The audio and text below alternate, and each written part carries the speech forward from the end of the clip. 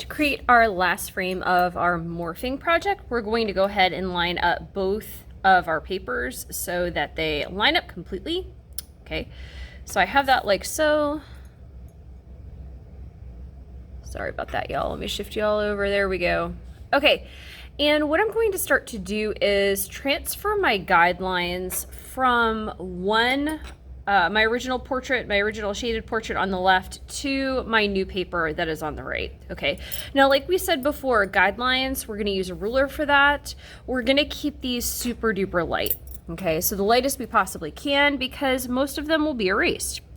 So what I'm going to do is, my paper is lined up. The first thing I'm going to do is take my ruler, line it up with the top of my original portrait's head, and I'm going to draw the lightest guideline I can onto my new paper, and this line represents the top of the head.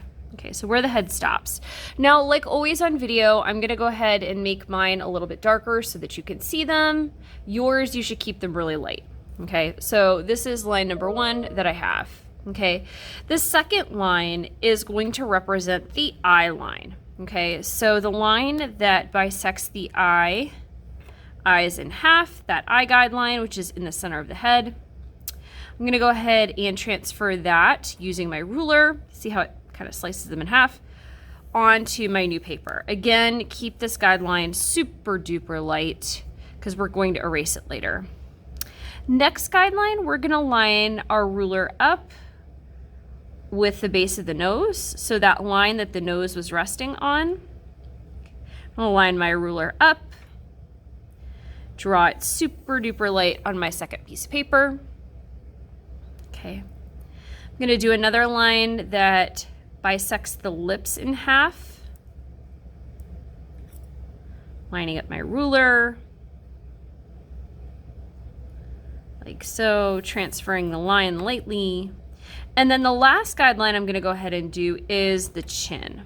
Okay, so I'm going to line up my ruler with the chin and transfer it very lightly onto my paper. Now again, I made my guidelines darker so that you could see them. Yours should be barely visible. Okay, now before you make a choice on what you want to morph or transform into, what I'm going to do is set up my paper based on an oval, and then I can modify, change it, whatever later. Okay, so I'm going to attempt to create an oval the same size as my original portrait for this last frame of my portrait. So again, I like to create an oval by holding my pencil back a little bit further and using my whole arm to go around many times like so. Now I have to make my oval hit the top and the bottom guideline. Okay, so that's going to help me create an oval that's roughly the same size. So I'm going to go around a bunch of times lightly, hitting that top and bottom guideline, and then I'm going to erase lines that I no longer need. Okay, so out of all of those ovals, which ones did not make the cut? These went way too beyond the line. This one comes out a little bit too far for my taste. Okay, this one comes in a little bit. Okay, so now I'm left with these lines right here. Okay, and that is perfect. All right, now regardless of whether you decide to do animal, vegetable, mineral, creature, monster, fantasy thing, anything that's not copyrighted, okay, animal, inanimate object, okay, regardless of what you try and do or try and create for this last frame here of your morphing project, the thing you're going to transform into, this thing does have to have a face. So even if it is a ruler, it's got to have a face, okay? So you're transforming with something that has a face into something else that has a face, okay? Again, you can put a face on an inanimate object, not the biggest deal in the world, okay? You're also going to attempt to abide by these guidelines. Now, keep in mind the thing you're transforming into, the guidelines may not work entirely right for the facial features of that particular thing. But if you can make them work, please do it. It's going to make for a stronger transformation in the end. So let's say that I want to turn this into, I don't know, like a cat or something. Okay. I might have something that starts off like this. Excuse my like 15-second drawing of the cat here. So eye line, nose line. Okay.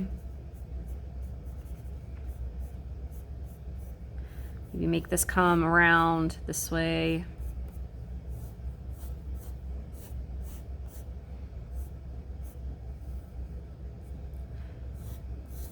Maybe the head shape is a little bit different. Maybe it comes in a little bit more like this. Y'all, I'm not a good artist when I'm trying to draw out of my head. I've got to see something in front of me, and right now I don't have anything, so I'm going to apologize for this. Okay, so see how I changed the overall head shape? But I tried to keep those facial features on the guideline as much as possible, okay? Try and make it work. Try and make it work for you. If you absolutely can't, it will survive, but it will make for a much easier time when you're doing your center transformation, where it's 50% of this and 50% of this, okay? So keep those guidelines, transfer them onto your final image, so your last frame of your image, keep them light, okay? Create that overall oval, and then you can transform it from there, okay? So you can change the overall shape of the head, try and place the features on those guidelines as much as possible. Good luck.